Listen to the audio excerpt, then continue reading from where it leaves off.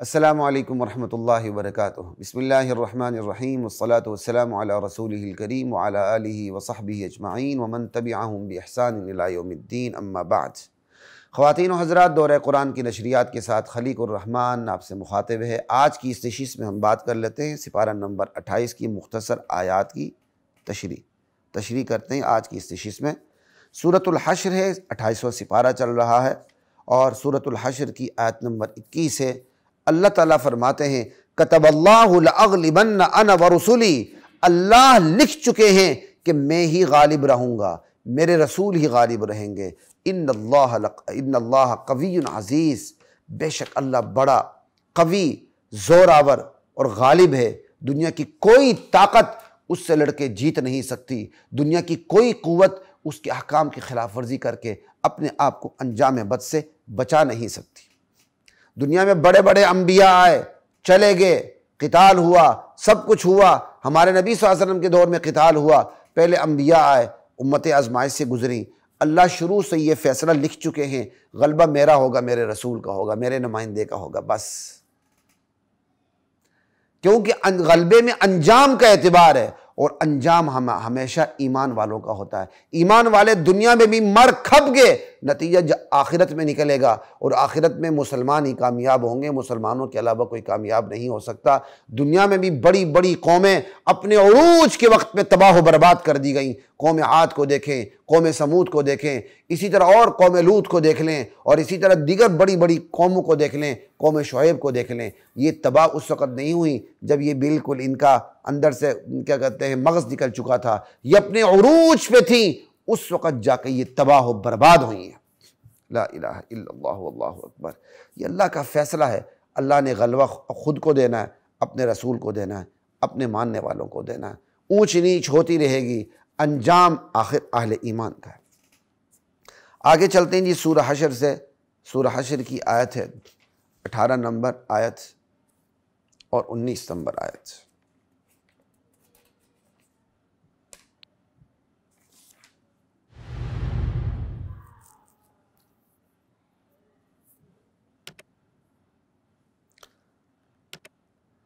سورۃ الحشر کی 18 اور 19 نمبر آیت ہے۔ یا ایھا الذین آمنوا اتقوا اللہ، اے ایمان والو اللہ سے ڈرتے رہو۔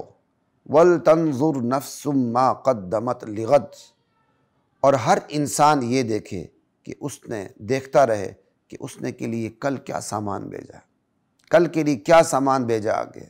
واتقوا اللہ، اللہ پھر کہہ رہا ہوں کہ مجھ سے ڈرتے رہو۔ واتقوا اللہ ان اللہ خبیر بما تعملون، جو تم کچھ کر رہے ہو تمہارا اللہ اس سے بہت باخبر ہے۔ تو ولتنظر نفس سے بس ایک بات کرتا ہوں میں کہ کل کے لیے کیا بھیجا ہے۔ یہ غد کا لفظ ہی بتاتا ہے، اس سے اشارہ ہمیں مل جاتا ہے کہ بہرحال دن میں ایک مرتبہ ضرور ہمیں کیا کہتے ہیں مراقبہ کرنا چاہیے، تھوڑا سا سوچنا چاہیے ہم نے کل کے لیے کیا بھیجا ہے، آنے والے کل کے لیے ہم نے کیا بھیجا ہے۔ بات کی غد یہاں جو لفظ استعمال ہوا ہے وہ آنے والی زندگی کے لیے استعمال ہوا ہے۔ آج دن مکمل ہو گیا، اب کل آ رہا ہے، تو آج دن مکمل ہونے کے بعد ہم نے سوچنا ہے کل کے لیے ہم نے کیا بھیجا ہے پورا دن۔ یہ ویسے ایک اشارہ بتا رہا ہوں، ایک نقطے کے طور پر، قرآن کی تفسیر کے طور پر نہیں بتا رہا، نقطے کے طور پر بتا رہا ہوں۔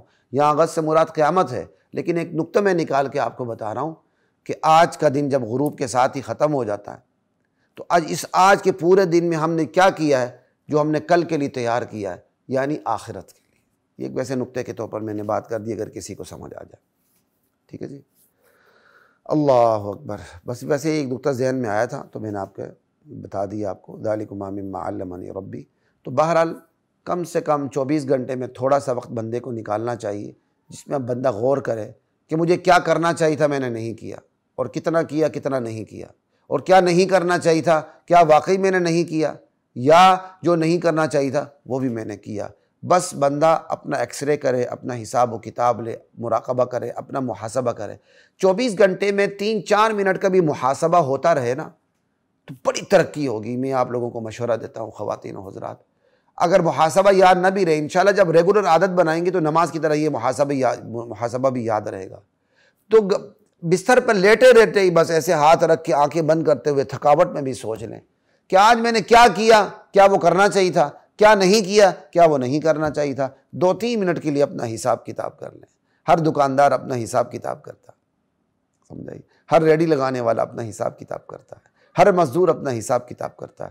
ہم اللہ کے مزدور ہیں، ہم یہ دیکھیں کہ 2 منٹ کے لیے حساب کتاب کر لیں، باقی تو ساری مزدوری اس کے ہاتھ میں، اسے تو بڑا چڑھا کے دینا ہے، لیکن اب ہم اپنا حساب کتاب کر لیں کہ ہم فائدے میں جا رہے ہیں، نقصان میں جا رہے ہیں۔ تھوڑا سا اپنا محاسبہ کریں گے نا تو محاسبے سے ایک نتیجہ یہ نکلتا ہے، یہ جو نفس ہے نا یہ پھر کچوکے لگاتا ہے، تھوڑی سی بندے کو ملامت ہوتی ہے، ندامت ہوتی ہے، پھر بندے کا ضمیر جاگتا ہے، پھر نیکی کی طرف سفر شروع ہوتا ہے اور بدی سے تنزل اس کا شروع ہو جاتا ہے، بدی سے نیچے اترتا ہے، نیکی کی طرف اس سیڑھیاں چڑھتا ہے۔ یہ بڑی آسانی ہوتی ہے۔ وَلَا تَكُونُوا كَالَّذِينَ نَسُوا اللَّهَ فَأَنسَاهُمْ أَنفُسَهُمْ، ان لوگوں کی طرح نہ ہو جانا جنہوں نے اللہ کو بلا دیا، تو اللہ تعالیٰ نے پھر ان کو بلا دیا، جنہوں نے اللہ کو بلا دیا اللہ تعالیٰ نے ان کو بلا دیا۔ اللہ اکبر۔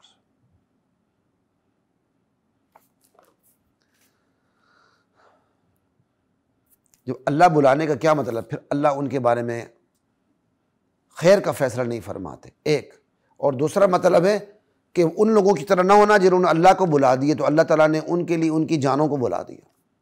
یعنی جس نے اللہ کو بلا دیا اللہ تعالیٰ نے اس سے انتقام یہ لیا کہ خود اللہ تعالیٰ نے ان کی جانوں کو ان کے لیے بلا دیا۔ اب وہ اپنی جانوں سے بے خبر ہیں کہ ان کی جان کا کیا بنے گا، اور آخرت کی تیاری نہیں کر رہے اپنی جان کے لیے۔ آج پوری دنیا میں دیکھ لیں، بڑی بڑی فیکلٹیز ہیں، بڑی بڑی چیئرز بنی ہوئی ہیں، کتوں میں، بیوے پہ، خنزیر پہ، ہر جانور پہ تحقیق ہو رہی ہے، سمندری مخلوقات پہ تحقیق ہو رہی ہے۔ اپنی جانوں کو خطر میں ڈال کر سمندر کے تہ میں اتر کے جانوروں پر تحقیقات ہو رہی ہیں کہ یہ جانور کہاں سے آیا ہے، کیسے پیدا ہوا، نسل کہاں جا رہی ہے، اس کی نسل بڑھتی کیسے، گھٹتی کیسے، اس کی عادات کیا ہیں، اطوار کیا ہیں، خصوصیات کیا ہیں، اس کے نقصانات کیا ہیں، اس کے فوائد کیا ہیں۔ یہی چیزیں بندہ اپنے بارے میں نہیں سوچتا۔ اس سے بڑھ کر جانوں کو بلانا اور کیا ہوگا کہ اللہ تعالیٰ نے ان کے لیے ان کی جانوں کو بلا دیا۔ وہ بندہ جو کتے پر یہ ساری تحقیق کرتا ہے وہ اپنے اوپر نہیں کرتا کہ میں کون ہوں، مجھے کس نے پیدا کیا، کب پیدا کیا، میں کس کی اولاد ہوں، مجھے اس دنیا میں کیوں بھیجا کیا، میں نے کیا کرنا ہے، میرے اندر کون سی صفات ہیں، میرے اندر کون سی خامیاں ہیں، میں نے خامیوں کو کیسے دور رکھنا ہے، میں نے اپنی خوبیوں کو کیسے آگے کرنا ہے، اور میں جب موت کے بعد میری کون سی زندگی ہوگی، اس زندگی میں میرے کون سے اعمال کام آئیں گے، اس پر کوئی کام نہیں۔ یہی ساری چیزیں وہ جانوروں کے بارے میں تحقیق کر رہا ہے لیکن اپنے بارے میں وہ کچھ بھی نہیں کر رہا۔ وہ جانوروں تک کے شجر نسب کو محفوظ کرنے کی کوشش کرتا ہے لیکن وہ اپنے شجر نسب کو محفوظ نہیں کرتا۔ اس کو پتہ ہی نہیں کہ میری ماں کون ہے، میرا باپ کون ہے، مدر نیم، نک نیم، فرسٹ نیم، سیکنڈ نیم، ابا کہاں ہے، ابا ہے ہی نہیں ہے۔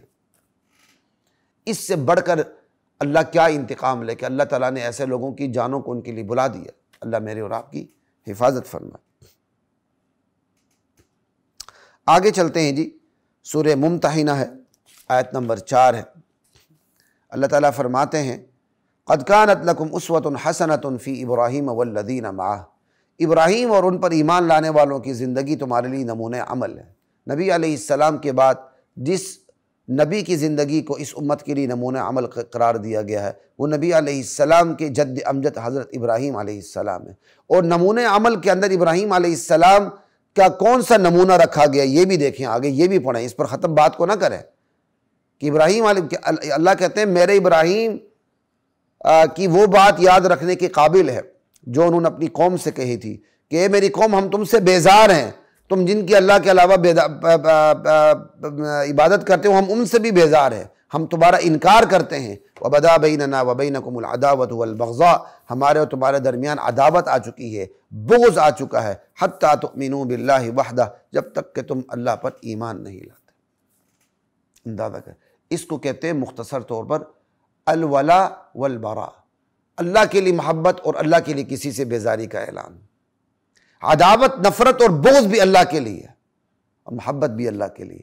یہی حدیث میں الحب للہ والبغض للہ، الحب فی اللہ والبغض فی اللہ، محبت بھی اللہ کے لیے، بغض و عداوت بھی اللہ کے لیے۔ یہاں ادھورا اسلام پیش کیا، محبت محبت محبت۔ اس ادھورے اسلام نے لوگوں کے مزاج کو مسخ کر کے رکھ دیا ہے۔ اسلام میں صرف محبت نہیں ہے، بغض و عداوت بھی ہے۔ اسلام میں صرف بغض و عداوت نہیں ہے، محبت بھی ہے۔ محبت اپنے مقام پر ہے، بغض و عداوت اپنے مقام پر ہے۔ پھر ایک اور قول نے ہمارا مزاج مسخ کر کے رکھ دیا ہے، کافر کے کفر سے نفرت کرو، کافر سے نفرت نہ کرو۔ کافر کے کفر کی وجہ سے کافر سے بھی نفرت ہوگی، شرابی سے اس کے شراب کی وجہ سے شرابی سے بھی نفرت ہوگی، اور زانی سے اس کے زنا کی وجہ سے زانی سے بھی نفرت ہوگی۔ کہتے ہیں جی کافر سے نفرت نہ کرو، اس کے کفر سے نفرت کرو۔ پھر کیا کہتے ہیں، سزا بھی کفر کو ہونی چاہیے، کافر کو نہیں ہونی چاہیے۔ سزا بھی زنا کو ہونی چاہیے، زانی کو نہیں ہونی چاہیے۔ سزا بھی شراب کو ملنی چاہیے، شرابی کو نہیں ملنی چاہیے۔ سزا بھی بدکار کو نہیں ملنی چاہیے، بدکاری کو ملنی چاہیے۔ اپنی طرف سے ہم نے حکمتیں گھڑ لی ہیں، من گڑت، جس نے ہماری عوام کا مزاج مسخ کر کے رکھ دیا ہے۔ اس مزاج کو مسخ کرنے میں ہمارے مصلحت پسند علماء کا خدا کی قسم سب سے بڑا کردار ہے۔ ان لوگوں نے عوام کا مزاج مسخ کر کے رکھ دیا ہے۔ یہ عوام کو بتاتے ہی نہیں ہیں کہ اسلام میں نفرت بھی ہے، محبت بھی ہے، بغض بھی ہے، عداوت بھی ہے، تعلق بھی ہے، وہ اپنے اپنے مقام پر ہے۔ کیا ابراہیم علیہ السلام نبی ہوتے ہوئے اپنی قوم سے نہیں کہہ رہے کہ تمہارے اور ہمارے درمیان بیر آ چکا ہے، عداوت آ چکی ہے، بغض آ چکا ہے؟ پھر اپنی طرف سے ماشاءاللہ حکیمانہ سوال پیدا کرتے ہیں، جی اگر ہم کافر سے نفرت کریں گے تو اسے تبلیغ کیسے کریں گے؟ سیدھا سا جواب ہے، اسی طرح تبلیغ کریں جیسے ابراہیم علیہ السلام نے کی۔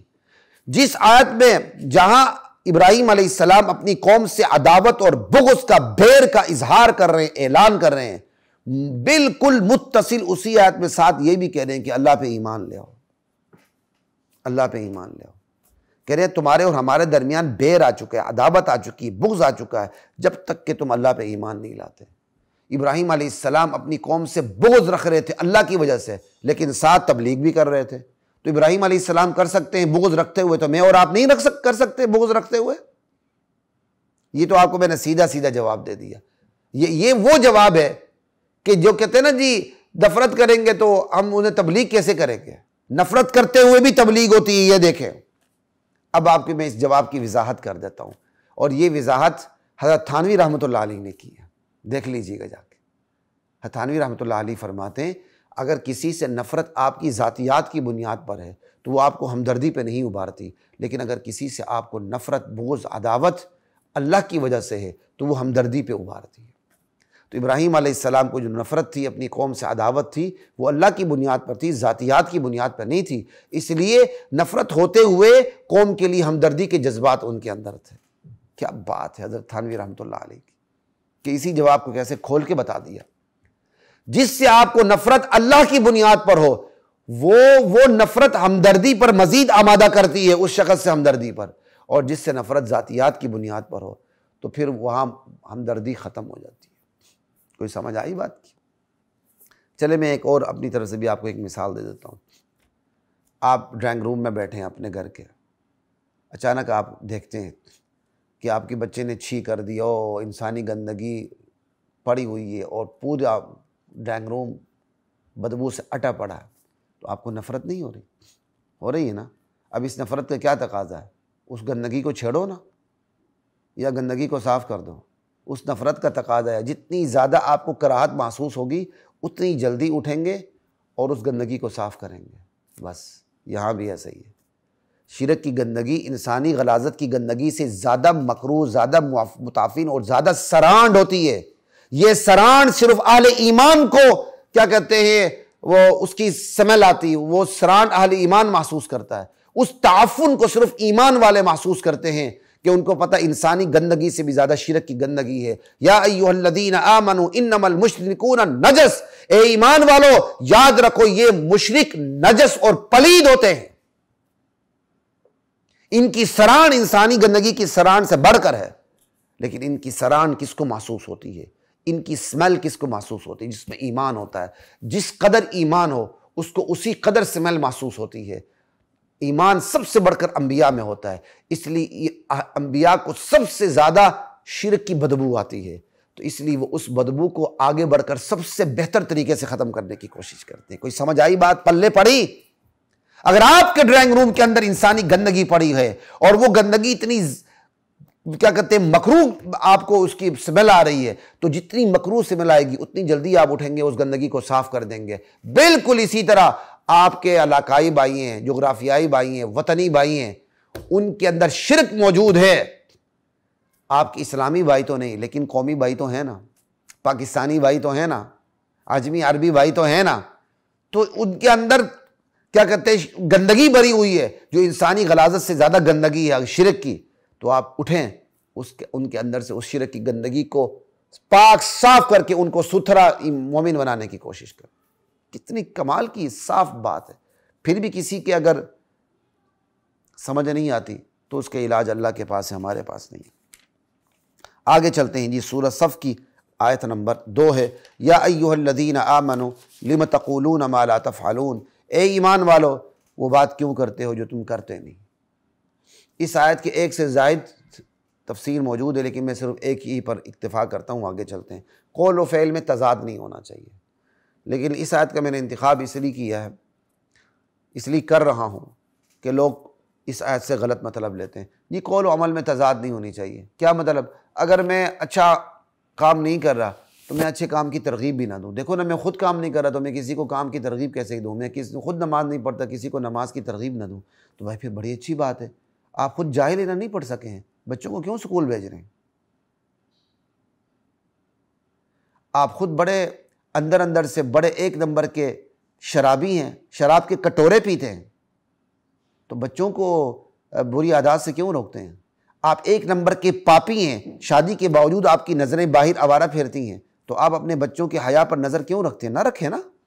وہاں آپ کو یہ فارمولہ کیوں بھول جاتا؟ اپنی طرف سے فارمولے نہ بنایا کریں۔ اللہ تعالیٰ کہتے ہیں قول و فعل میں تضاد نہیں ہونا چاہیے، جو کہتے ہو وہ کر کے دکھاؤ۔ اب اگر اس کو آپ تبلیغ پہ فٹ کریں تو یہ ہے کہ یار ایک بندہ تبلیغ کرتا ہے، اس کو خود بھی عمل کرنا چاہیے، بہت اچھی بات ہے، لیکن خود عمل نہیں کر رہا، تبلیغ کر رہا ہے، تو اس کی تبلیغ پر انگلی نہیں رکھی جا سکتی۔ وہ تبلیغ ٹھیک کر رہا ہے، ہاں سونے پہ سہاگا یہ ہے اور ضروری ہے کہ وہ خود بھی عمل کرے۔ وہ خود عمل کرتے ہوئے تبلیغ کرے گا تو اس کے اثرات زیادہ ہوں گے۔ بات یاد رکھیں، خود عمل کرنا الگ فریضہ ہے، دوسروں کو کہنا الگ فریضہ ہے۔ ایک بندہ خود عمل بھی کر رہا ہے، دوسروں کو کہہ بھی رہا ہے، تو وہ پوری دوہری ذمہ داری اپنا رہا ہے جو شریعت نے اس پر فرض کی ہے۔ لیکن ایک بندہ خود عمل کر رہا ہے، دوسروں کو نہیں کہہ رہا، تو وہ شریعت کی ادھوری ذمہ داری نبھا رہا ہے۔ بالکل اسی طرح ایک بندہ خود تو عمل نہیں کرتا، لیکن دوسروں کو کیا کہتے ہیں ترغیب دے کے وہ فریضہ ادا کر رہا ہے، تو وہ بھی ادھوری ذمہ داری نبھا رہا ہے۔ اس کو سمجھے، بڑا آسان کام ہے۔ دو الگ الگ ذمہ داریاں ہیں۔ خود نیک کام کرنا الگ ذمہ داری، اور اگلے کو نیک کام بتانا الگ ذمہ داری۔ دونوں میں سے کوئی بھی ایک چھوڑیں گے تو ادھوری ذمہ داری ہوگی۔ خود نیک بن کے دوسروں کو نیک نہ بنانا یہ بھی غلط ہے، تو پھر خود بھی نیک نہ بنے۔ اگر آپ یہ کہتے ہیں کہ میں کسی کو تب کہوں گا جب میں خود نیک بنوں، تو میں کہتا ہی نہیں ہوں، تو آپ نے خود عمل نہ کرنے کی وجہ سے کہنا بھی چھوڑ دیا، تو آپ پھر ادھر بھی آ جائیں۔ خود عمل کر رہے ہیں، کسی کو کہہ نہیں رہے ہیں، تو خود اس وقت عمل کریں جب آپ کسی کو کہیں، خود بھی عمل کر رہا ہے چھوڑ دیں۔ آپ یہ کرتے ہیں؟ نہیں کرتے ہیں۔ تو یاد رکھیے، یہ دو الگ الگ ذمہ داریاں ہیں۔ خود کرنا الگ ذمہ داری، دوسروں کو بتانا الگ ذمہ داری۔ صلاح الگ ذمہ داری، خود کو درست رکھنا۔ اصلاح دوسروں کو درست کرنا الگ ذمہ داری۔ بہترین کام یہ ہے صلاح اور اصلاح دونوں ہوں، خود کو بھی درست رکھیں، ماحول کو بھی درست رکھیں۔ لیکن اگر خود کو درست رکھتے ہوئے آپ ماحول کو درست رکھنے کی کوشش نہیں کرتے، آپ شریعت کی ادھوری ذمہ داری نبھا رہے ہیں، پوری نہیں نبھا رہے۔ اسی طرح آپ خود عمل نہیں کر رہے، دوسروں سے کروانے کی کوشش کر رہے ہیں، تب بھی آپ شریعت کی ادھوری ذمہ داری نبھا رہے ہیں، نصف ذمہ داری نبھا رہے ہیں، نصف نہیں نبھا رہے۔ لیکن نہ نبھانے سے نصف نبھانا تو اچھا ہے نا، چاہے وہ نصف نبھانا خود کرنے کی صورت میں ہو یا نصف نبھانا دوسروں کو بتانے کی صورت میں ہو۔ آپ دوسروں کو بتاتے ہیں، خود عمل نہیں کرتے، تو یہ بتانے کا اثر انشاءاللہ یہ ہوگا کہ آپ خود کرنے لگ جائیں گے۔ یہ بہترین طریقہ آپ کو فارمولہ بتا رہا ہوں۔ ایک شخص سے صبح کی نماز نہیں پڑھتا، وہ لوگوں کو ترغیب دینی شروع کر دے، یار صبح کی نماز پڑھا کرو، اچھی بات نہیں، صبح کی نماز پڑھا کرو، اچھی بات نہیں، وہ ترغیب دے، انشاءاللہ یہ ترغیب کی برکت ہوگی کہ وہ صبح کی نماز کے لیے ضرور اٹھے گا۔ یہ آپ تجربہ کر لیں۔ ہم نے اپنی طرف سے عوامی فارمولے بنا کے بیٹھے ہوئے ہیں اور اپنا نقصان کرتے ہیں۔ اور قرآن کریم کی ایک اور آیت بھی اس کے ساتھ پڑھ دیتا ہوں، اتأمرون الناس بالبر وتنسون انفسکم، تم لوگوں کو تو نیکی کا حکم دیتے ہو، اپنے آپ کو بھول جاتے ہو۔ یہاں شرمندہ کیا گیا ہے کہ اپنے آپ کو بھولنا نہیں چاہیے۔ یہاں جو نفی داخل ہو رہی ہے وہ علمی طور پر، جس کو اگر گرامر کا پتہ ہو تو ان کو بتا رہا ہوں، یہاں جو نفی داخل ہو رہی ہے وَتَنْسَوْنَ أَنفُسَكُمْ پہ داخل ہو رہی ہے کہ خود کو بھولنا نہیں چاہیے۔ نفی اتأمرون پہ داخل نہیں ہو رہی، سمجھ آئی؟ یہ استفہام انکاری ہے، یہ جو انکار ہے یہ اتأمرون پہ داخل نہیں ہو رہی کہ تم دوسروں کو حکم دینا چھوڑ دو، بلکہ وَتَنْسَوْنَ أَنفُسَهُمْ پہ حمزہ استفہام انکاری داخل ہو رہا ہے کہ خود کو بھولنا نہیں چاہیے۔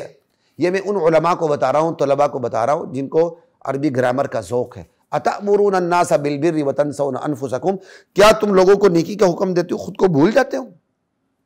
سمجھ آئی؟ تو یہ حمزہ استفہام انکاری ہے، یہ وتنسون پہ داخل ہو رہا ہے کہ خود کو بھولنا نہیں چاہیے، یہ تأمرون پہ داخل نہیں ہو رہا کہ بھائی اگر آپ خود نہیں کر رہے تو کسی کو حکم بھی نہیں دینا چاہیے، یہ اس پہ داخل نہیں ہو رہا۔ بات یہ ہے کہ اللہ یہاں شرمندہ کر رہے ہیں کہ یار تم لوگوں کو تو نیکی کا حکم دیتے ہو، خود کو بھول جاتے ہو، خود کو نہیں بھولنا چاہیے۔ اللہ کا مقصد یہ نہیں ہے کہ چونکہ تم خود عمل نہیں کرتے تم دوسروں کو بتانا چھوڑ دو، قطعاً یہ اللہ کا مقصد نہیں ہے۔ کوئی بات انشاءاللہ دماغ میں پڑ گئی ہوگی۔ آگے چلتے ہیں، سورۃ التحریم ہے، 28واں سپارہ چل رہا ہے۔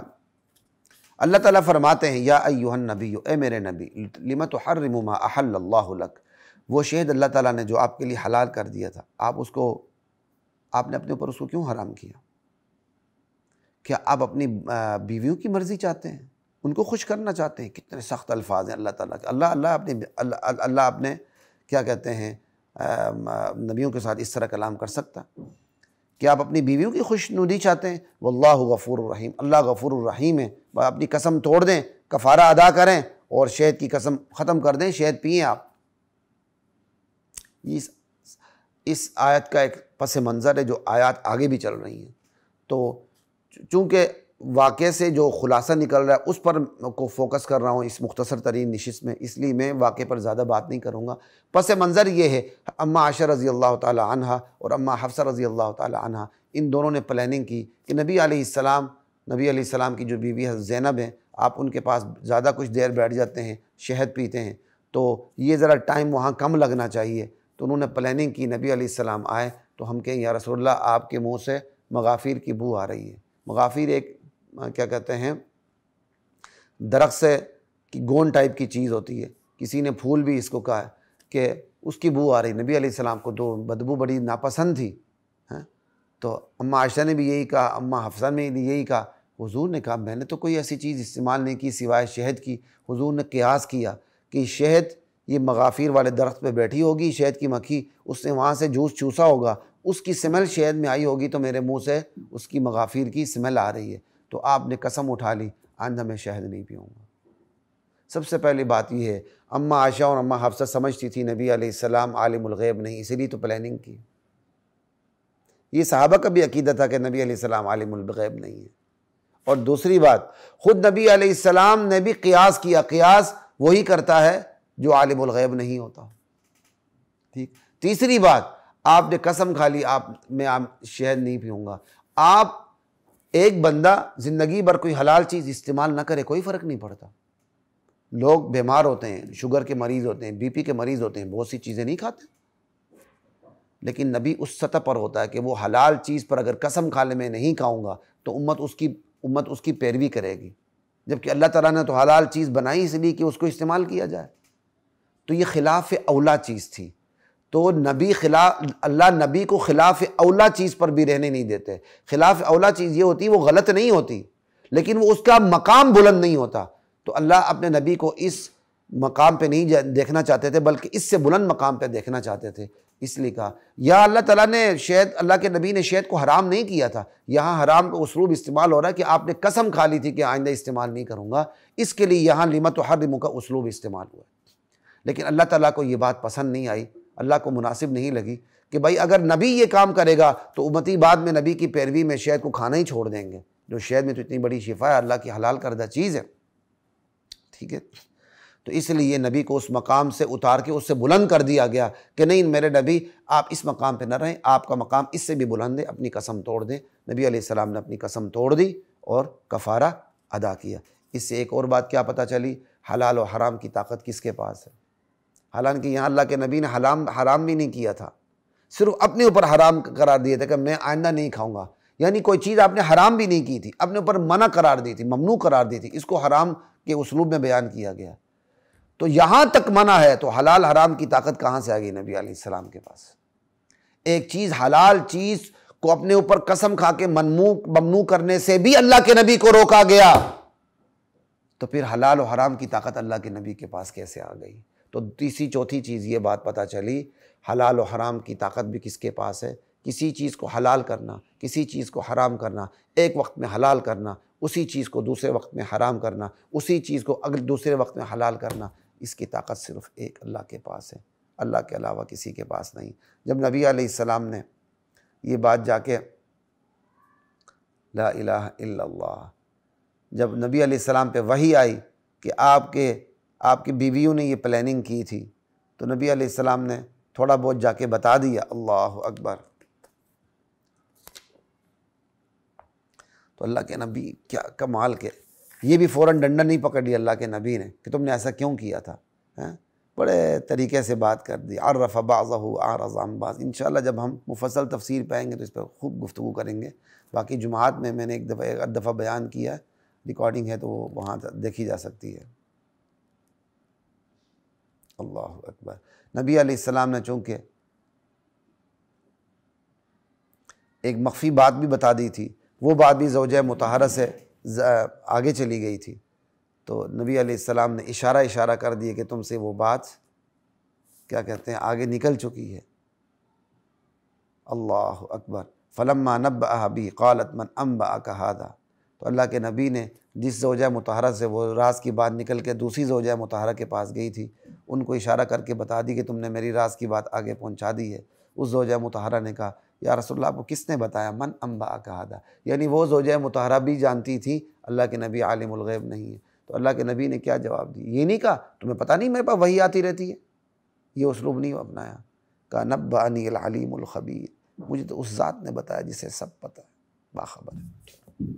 تو یہاں بس یہی آپ کے سامنے بات کرنی تھی کہ اس آیات کا خلاصہ کیا نکلا، اللہ کے علاوہ ہر ایک سے غیب کی نفی، امام الانبیاء کو بھی غیب حاصل نہیں، اور اس آیت کو خلاصہ کیا نکلا کہ اختیار بھی صرف اللہ کے پاس ہے۔ نبی کو یہ اختیار بھی نہیں ہے کہ وہ ایک حلال چیز کو اپنے اوپر قسم کھا کے ممنوع کر دے، وہ بھی اللہ تعالیٰ نے وہ اختیار وہ بھی اللہ تعالیٰ کو مناسب نہیں لگا۔ تو حلال حرام کی طاقت بھی اللہ کے پاس ہے، اور اللہ تعالیٰ نے اس کی ریزن بھی دی ہے، واللہ مولاکم، ارے اللہ ہی تمہارا مولا ہے۔ جو مولا آقا ہوتا ہے اختیار اس کے پاس ہوتا ہے، جو غلام بندہ ہوتا ہے اس کے پاس تو کوئی اختیار نہیں ہوتا۔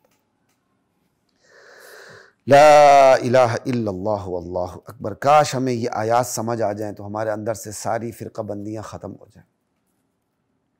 اچھا جی، یہ تھی جی سورہ تحریم کی آیت۔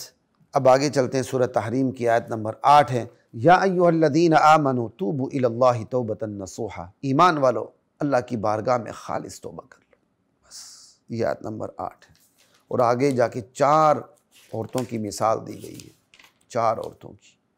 2 جو عورتیں ہیں وہ نبیوں کی بیویاں ہیں لیکن کافر ہیں، مشرکہ ہیں۔ نبی کی بیوی ہوتی ہوئی وہ جہنم میں گئیں، نوح علیہ السلام کی بیوی، لوط علیہ السلام کی بیوی، اور 2 عورتیں اور ہیں۔ فرعون کی بیوی ہوتی ہوئی فرعون کی بیوی جنت چلی گئی کیونکہ اس نے دین کو اپنایا، اور چوتھی جو ہیں عورت وہ حضرت مریم ہے، عورت ہوتی ہوئی اس مقام پہ پہنچی، انہوں نے اپنی پاک دامنی کی یوں حفاظت کی کہ قرآن کے اندر اس کا ذکر ہوا۔ نبیوں کی 2 بیویاں کافرہ، فرعون کی بیوی مسلمان، مریم علیہ السلام جو کسی کی بیوی نہیں وہ مسلمان۔ یہ سارا کیا ہے کہ اللہ کی طرف رجوع، جو اللہ کی طرف رجوع کرتا ہے وہ سب کچھ پا لیتا ہے۔ 28ویں سپارے کی منتخب آیات کی تفسیر اپنے اختتام کو پہنچی، انشاءاللہ 29ویں سپارے کی منتخب آیات کی تفسیر کے ساتھ آپ کی خدمت میں پھر حاضری ہوگی۔ تب تک کے لیے اجازت دیجیے، السلام علیکم ورحمۃ اللہ وبرکاتہ۔